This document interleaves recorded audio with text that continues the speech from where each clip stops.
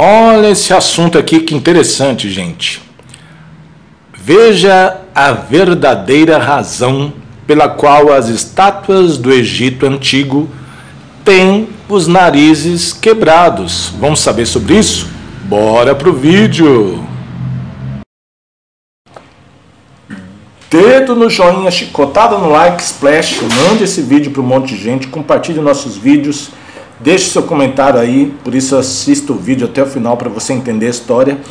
E se inscreva no nosso canal, porque a gente traz muito assunto, além de política, que a gente fala mais de política aqui, mas tem outros assuntos que a gente traz, porque só falar de política enche o saco, é muito chato. Veja o que diz a matéria.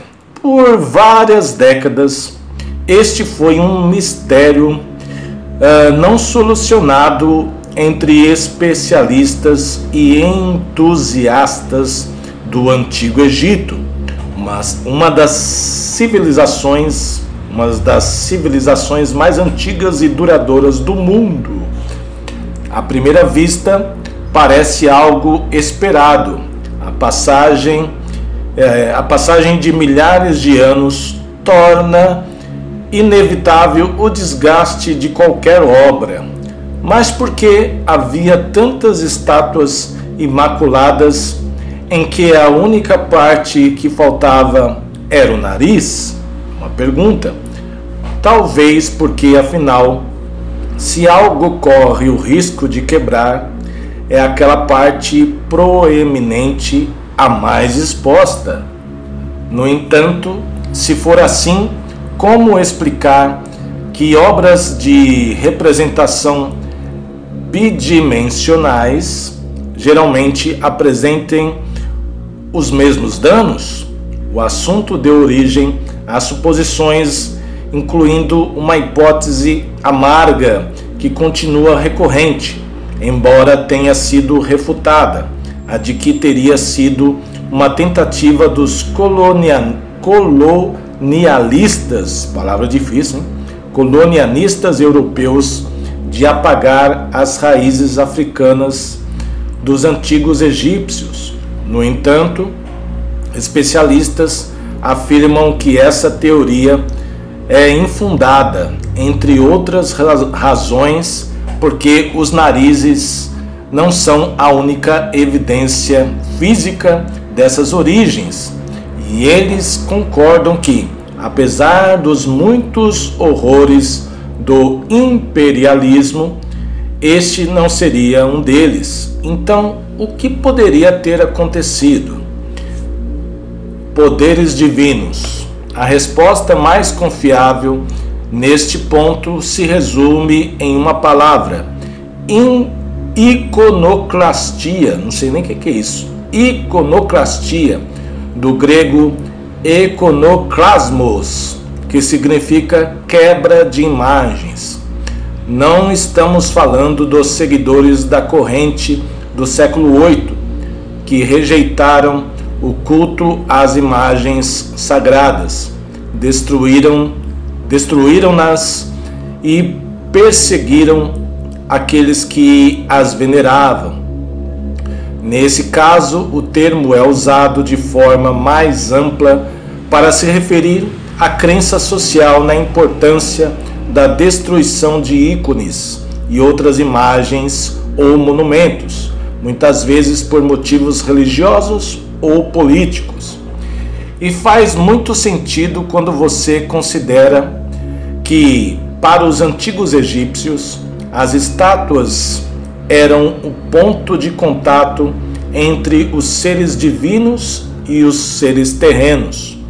Os antigos egípcios acreditavam que as imagens poderiam abrigar poder sobrenatural, como explica Edward Bleiberg, o curador sênior de arte egípcia clássica e do Antigo Oriente Médio, do Museu de Brooklyn, nos Estados Unidos.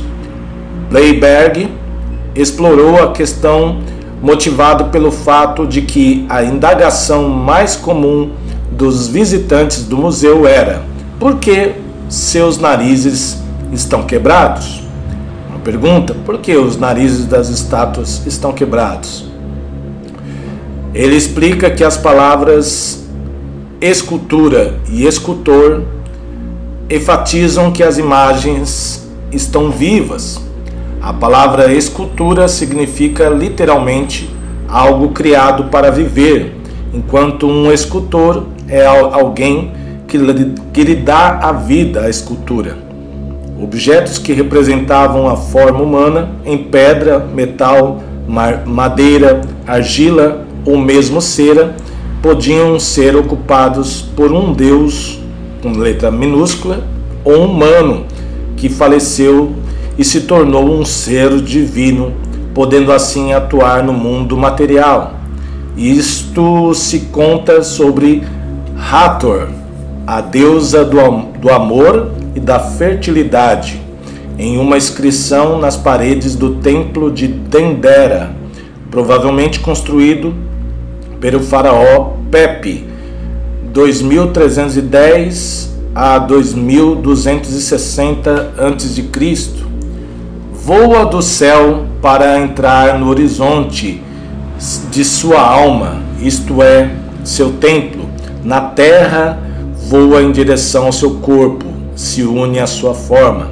Nesse caso, a deusa imbuiu uma figura tridimensional, mas no mesmo templo fala-se sobre como Osíris, um dos deuses mais importantes do Egito Antigo, se funde com uma representação em relevo de si mesmo.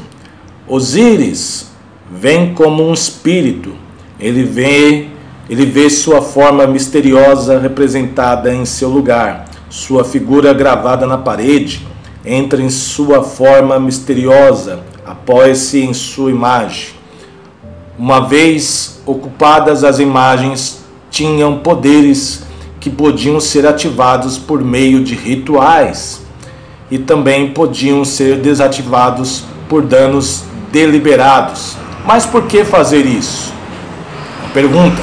Os motivos eram muitos, desde raiva e ressentimento contra os inimigos que queriam ferir neste mundo e no próximo mundo, ao terror da vingança do defunto, sentido pelos ladrões de túmulos, bem como o desejo de reescrever a história ou sonhos de mudar toda a cultura.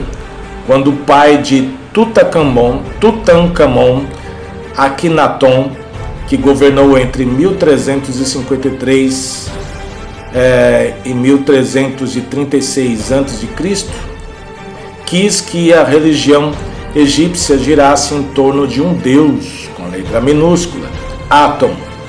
Esse deus Aton, uma divindade solar, ele enfrentou um ser poderoso, o deus Amon. Sua arma foi a destruição de imagens.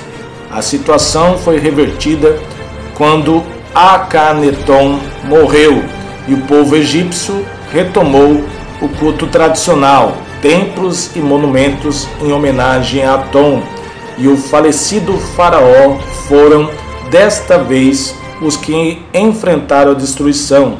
Mas devemos lembrar que não eram apenas os deuses que podiam habitar as imagens, mas também os humanos que tinham morrido. E após a longa e tortuosa jornada até o salão da dupla verdade, demonstrando sua decência no julgamento da alma, convertendo-se em seres divinos. Saber que seus ancestrais continuam a acompanhá-lo, apesar da morte, pode ser reconfortante, mas também preocupante, principalmente se for alguém poderoso e não quiser que o passado o ofusque. E as lutas pelo poder costumam deixar cicatrizes. Quando Tutmés III, que governou de 1479 a 1425 a.C., quis ter certeza de que seu filho o sucederia, ele tentou apagar sua antecessora e a madrasta Hatshepsut Hatshepsut da história, o nome da madrasta. Nome difícil, né? Hatshepsut, destruindo a evidência física de sua existência. E ele quase conseguiu. Preocupação constante. Esses exemplos podem dar a impressão de que isso só aconteceu em casos extremos, mas a destruição de representações de divindades ou humanos era tão comum que, como documentou o egiptólogo, nome difícil, egiptólogo Robert Kittner, era uma preocupação constante no Egito Antigo.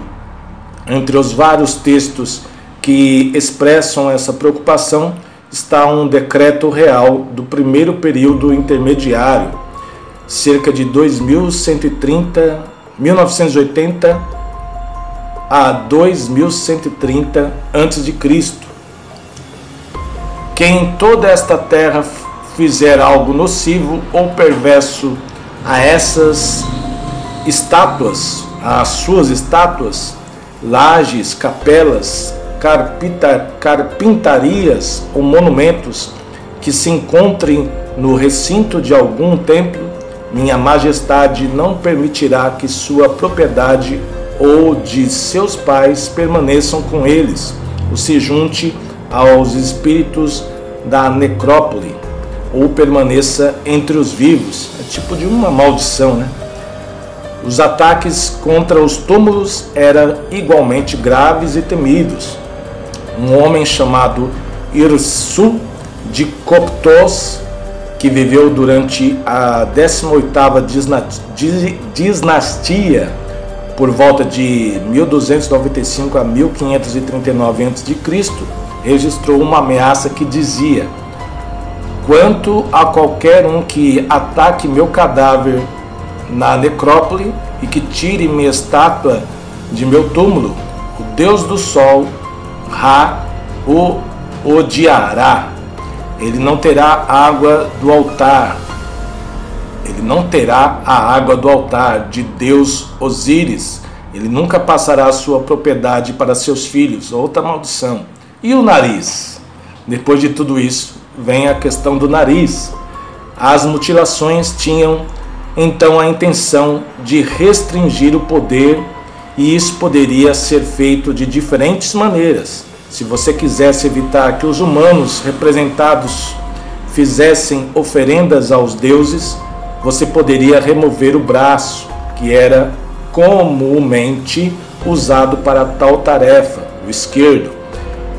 Se você quisesse que o Deus não os ouvisse, você removeria as orelhas da divindade. Se sua intenção era acabar com todas as possibilidades de comunicação, separar a cabeça do corpo era uma boa opção, mas talvez o método mais eficaz e rápido de realizar seus desejos fosse remover o nariz. Abre aspas. O nariz era a fonte do fôlego, o fôlego da vida.